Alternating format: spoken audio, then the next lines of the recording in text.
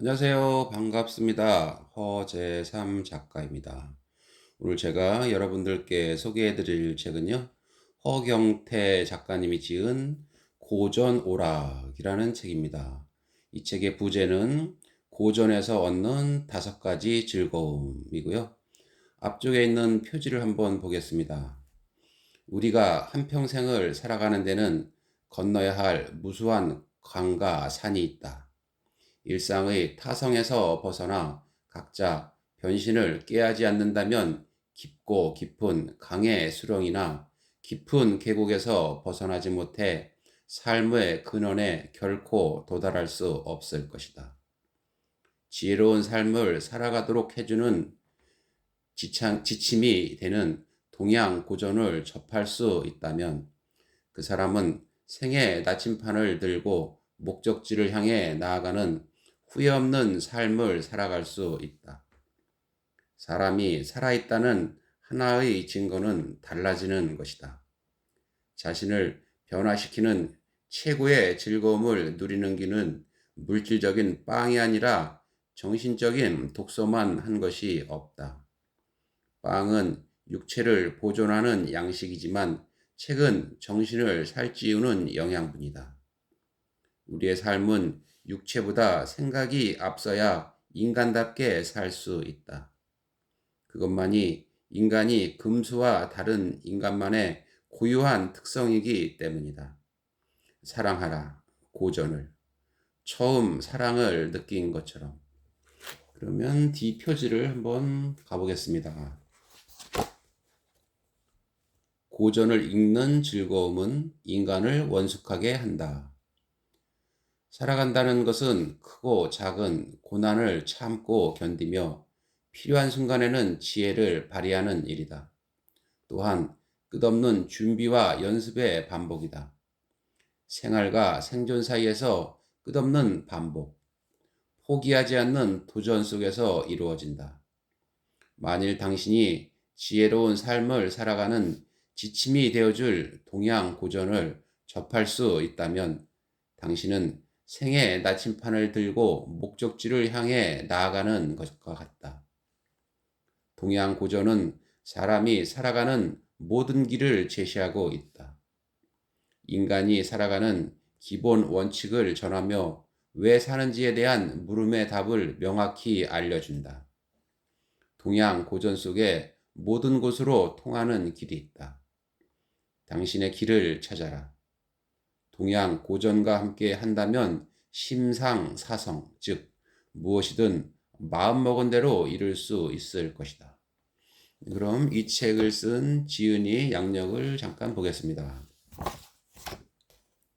저자 허경태, 시집 2조 여인으로 문단에 나왔으며 문학세계 신인상, 호황문학, 시와 산문 등의 문학지에 주로 시를 발표했다. 포항시 공무원, 칼럼니스트, 지역 일간신문 선임기자, 논설위원, 편집장을 거쳐 지금은 논술학원에서 구술, 면접 강사, 입시 매니저로 활동하면서 학생들과 학문하는 즐거움을 나누며 독서와 글쓰기로 시간을 보내고 있다. 2003년부터 동양 고전에 빠져 목천 고전연구실에서 사서 삼경과 한시를 공부하고 있다. 단순한 학원 강사이기를 거부하며 끊임없이 자신과의 싸움을 지속하면서 16년간 학생들을 지도한 덕분에 한동안 논술의 신으로 통했으며 논술 공부를 통해 청소년들이 주체적으로 살아갈 수 있는 멘토 역할을 하고 있다. 네, 그럼 머리말을 한번 보겠습니다. 거인의 어깨에 올라탈 기회를 놓치지 마라. 동양 고전 속에 모든 곳으로 통하는 길이 있다. 동양 고전에 대한 책이 많이 있지만 왜 고전을 읽어야 하는지에 대한 답을 주는 책은 의외로 많지 않다. 동양 고전은 사람이 살아가는 모든 길을 제시하고 있다. 또한 왜 사는지에 대한 물음의 답을 명확히 알려준다. 2003년부터 천자문, 명심보감, 한시를 짓기 위한 기초 입문서라 할 수 있는 천고담, 논어, 맹자, 시경을 배우면서 고전이 주는 마력에 푹 빠져 있다. 앞으로도 계속해서 사서삼경에 대한 학습 계획을 잡아놓고 있다. 요즘은 동양 고전을 계속 공부할 수 있다는 설렘만으로 행복을 느낄 만큼 고전을 읽는 즐거움에 푹 빠져 있는 나날이다. 지천명의 짧지 않은 세월을 살아오면서 서양 고전이나 동서양의 문학작품, 유명 철학자와 사상가들의 책은 많이 접한 것 같은데 동양 고전에 대해서는 왜 최근에서야 공부하게 되었는지는 나 자신도 알 수 없다. 아마도 우리나라의 교육 현실이 지나치게 서양 학문 중심으로 짜여 있기 때문에 동양 고전에 대한 관심을 갖기가 어렵지 않았나 하는 생각이 든다. 우리 모두는 자신을 키워 수학의 결실을 거둬들이는 농부와 같다. 우리 스스로 싹을 틔우고 무성한 나무로 자라려면 고전을 읽어야 한다. 고전은 미래에 유용하게 쓰일 제목을 만들어주는 값진 보물이기 때문이다. 흔히 우리의 삶을 자전거 타기에 비유한다. 끝없이 달려야만 쓰러지지 않기 때문이다. 고전을 읽는다는 것은 쓰러지지 않고 자전거 페달을 계속 밟아 달리게 하는 에너지라고 할 수 있다. 나이가 들고 철이 좀 든 후 고전을 읽는 즐거움은 인간을 원숙하게 해주는 것 같다. 특히 동양 고전은 인간이 살아가는 삶의 기본과 원칙을 고스란히 전해준다. 나이가 든 지금에 와서야 후회하는 것 중 하나는 젊은 시절에 동양 고전을 접하지 못했던 것이다. 대부분의 사람들이 시간의 귀중함을 느낄 때는 어느 정도 나이가 든 후이다. 나이가 든 후에 자기가 좋아서 하고 싶어서 하는 일이나 공부는 정말 즐겁다. 그 이유는 모든 부담에서 벗어나 스스로 즐기면서 할 수 있기 때문이다. 이 세상에 사람으로 태어나서 학력 차이, 빈부, 고아에 관계없이 누구나 죽음을 앞두고 뉘우치는 후회 세 가지를 인생 3회라고 한다. 첫째는 나누고 베풀지 못한 것에 대한 후회이고, 둘째는 참지 못한 것에 대한 후회이며, 셋째는 좀 더 행복하게 살지 못한 것에 대한 후회이다. 아이작 뉴턴은 내가 다른 사람보다 멀리 내다볼 수 있었다면 그것은 내가 거인의 어깨 위에 올라서 있었기 때문이라고 했다.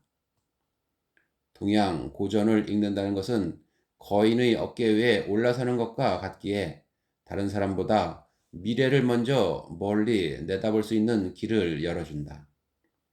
필자는 젊은 시절 거인의 어깨에 올라탈 기회를 놓치고 나이가 든 지금에서야 동양 고전을 공부하고 있다. 일찍 고전을 공부하지 못한 것에 대한 후회는 있지만 늦은 나이에도 고전을 공부하고 있다는 사실만으로도 만족하고 있다. 한학자나 전공자도 아닌 필자가 동양 고전을 공부하면서 머릿속에서 떠나지 않는 생각은 젊은 친구들이 먼저 동양 고전을 공부해야 한다는 것이다. 이 책을 집필하게 된 이유는 지혜로운 삶을 살아가도록 해주는 지침이 되는 동양 고전을 접할 수 있다면 그 사람은 생의 나침판을 들고 목적지를 향해 나아가는 후회 없는 삶을 살아갈 수 있을 거라는 확신이 들어서다.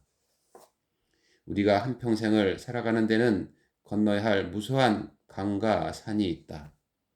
일상의 타성에서 벗어나 각자 변신을 꾀하지 않는다면 깊고 깊은 강의 수렁이나 깊은 계곡에서 벗어나지 못해 삶의 근원에 결코 도달할 수 없을 것이다.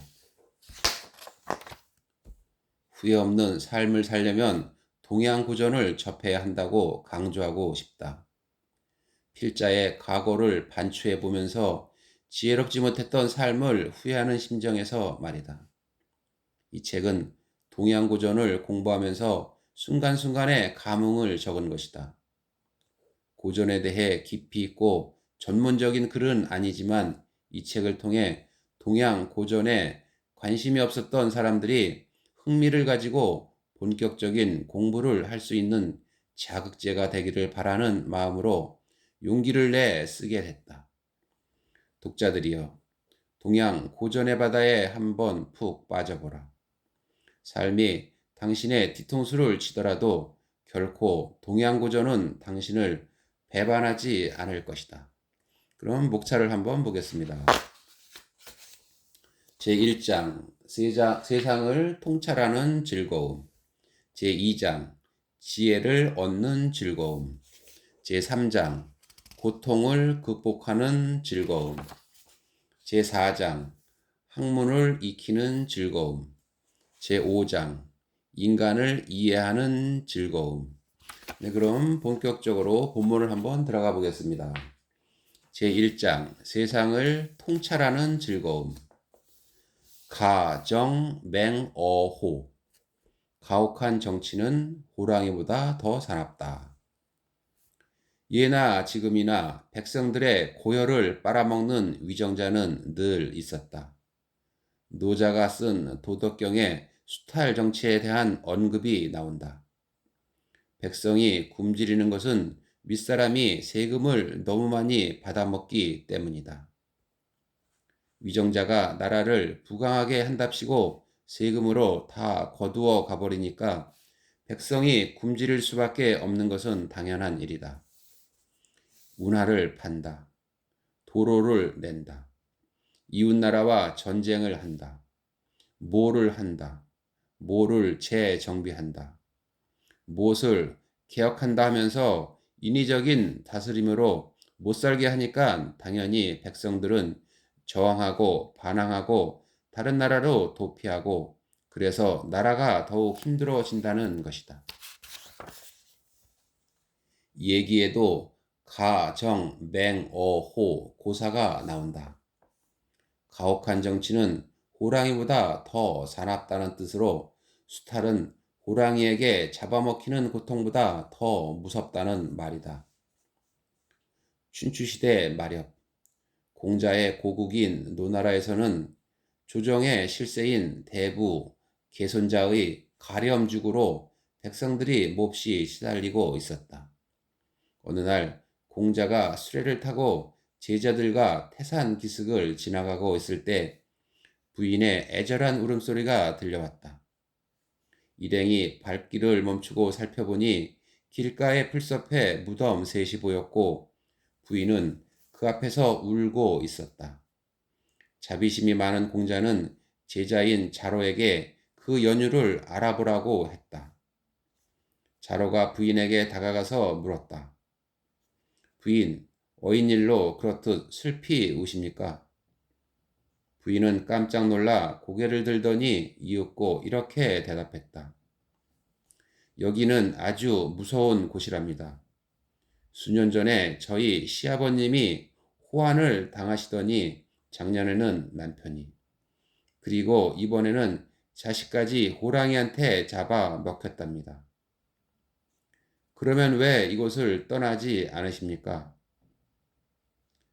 하지만 여기에서 살면 세금을 혹독하게 징수당하거나 못된 벼슬아치에게 재물을 빼앗기는 일은 없지요.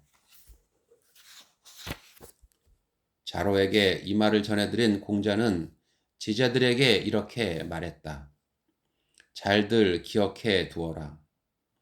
가혹한 정치는 호랑이보다 무섭다는 것을.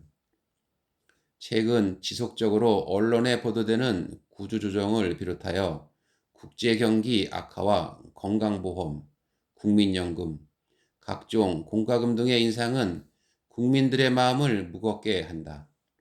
제발 위정자의 쓸데없는 힘 때문에 나라에 돈이 필요하고 그러기에 세금을 과다하게 징수해서 고통을 주지 않기를 바랄 뿐이다. 국민들의 입에서 사는 것이 죽는 것보다 못하다는 생각을 가지고 살아가게 해서는 안 된다. 제발 잘 사는 소수를 위한 정책 추진이 아닌 진정으로 소시민의 주름살을 펴게 해주는 참된 정치가 되었으면 좋겠다는 생각이다. 위정자들에 대한 국민들의 원망이 크면 클수록 사회가 혼란해지고 민심은 더욱 멀어질 수밖에 없는 것은 당연한 이치이다. 행복은 나비와 같다고 한다. 그것을 따라가 잡으려면 자꾸만 멀어지지만 그렇게 하는 일을 그만두면 나비가 살며시 우리에게 와서 앉는다. 요란을 떨며 억지 부리지 말고 순리를 따라 살아야 잘 된다는 것을 수천 년 전부터 성인들은 이미 말해오지 않았던가. 인사 만사. 인사가 만사다. 문화평론가 진중권이 쓴 교수대 위의 까치에는 화가 피테르 포르호르의 작품 소경의 인도에 대한 작가 나름의 독창적인 그림 읽기가 소개된다. 소경이 소경을 인도하면 모두가 구렁텅이에 빠진다는 내용이 그것이다. 이는 성서에 나오는 말로 신의 인도에 따름을 의미한다. 하지만 나는 이 문장을 읽다가 문득 떠오르는 이야기가 있었다. 그것은 묵자의 상현상에 나오는 도둑을 막는 방법에 관한 고사이다. 어떤 부자가 있었다. 그는 집안에 가득한 금은보화를 둘 곳이 없어 골머리를 앓았다. 이리저리 궁리하다가 좋은 꾀를 하나 생각해냈다. 높고 튼튼한 담을 쌓은 다음은 사방을 둘러막고 맨 꼭대기에만 문을 달고 금은보화를 그 안에 넣어두는 것이었다. 어느 날 밤, 과연 도둑이 들었다. 부자는 도둑이 들어가서 한창 보화를 주워 담는 사이에 맨 꼭대기에 있는 하나밖에 없는 문을 잠갔다. 도둑은 어디로도 나갈 수 없었다. 도둑을 막는 방법은 의외로 아주 단순하다. 집안의 모든 문을 둘러막고 하나의 문만 열어놓으면 되는 것이다. 한 나라를 다스리는 지도자도 마찬가지다. 여기서 하나의 문은 바로 정의의 문이다. 정의라는 문만 열어놓는다면 불의한 사람은 쉽게 드나들지 못하기 때문이다. 우리나라는 정권이 바뀔 때마다 인사를 잘못하여 실정을 저지르는 경우가 허다했다. 예부터 인사가 만사라는 말도 있듯이 한 나라를 이끌어가기 위해서는 인사에 대한 지도자의 소신이 뚜렷해야 한다. 조선시대 인사제도의 원칙은 입현무방, 유재시용이었다. 먼저 현자를 등용하는데 뭐가 나서는 안 된다는 것. 다시 말하면 혈연, 학연, 지연을 초월해야 한다는 뜻이다. 다음으로는 오직 재주 있는 사람을 등용해야 한다는 것. 이는 능력주의를 존중해야 함을 말한다. 현 정권도 인사 문제에 난맥상을 보이면서 지난 국정이 순탄치 못했다. 도둑을 막는 이야기도 지도자가 정의라는 원리만 확고히 지키고 있다면 사방의 문이라고 할 수 있는 주변의 친척이나 측근이 자신의 위치를 이용해서 불의를 꾀하지 못한다는 교훈을 주고 있다. 남명 조식 선생은 배를 띄우는 것은 물이지만 때로는 물이 배를 뒤집어 엎을 수도 있다고 했다. 이는 국민을 생각하지 않는 위정자들은 뒤집어질 수 있음을 견고한 것이다. 소경이 소경을 인도하면 모두가 구렁텅이에 빠진다라는 말은 한 국가의 지도자가 능력 있는 인재를 외면하고 능력이 부족한 측근이나 보원으로 인재를 등용할 때 죄 없는 국민 모두를 구렁텅이로 인도해가는 결과를 가져올 것이라는 사실이다. 네, 오늘 저는 여기까지 말씀드리고요. 다음에 새로운 책을 가지고 찾아뵙겠습니다. 감사합니다.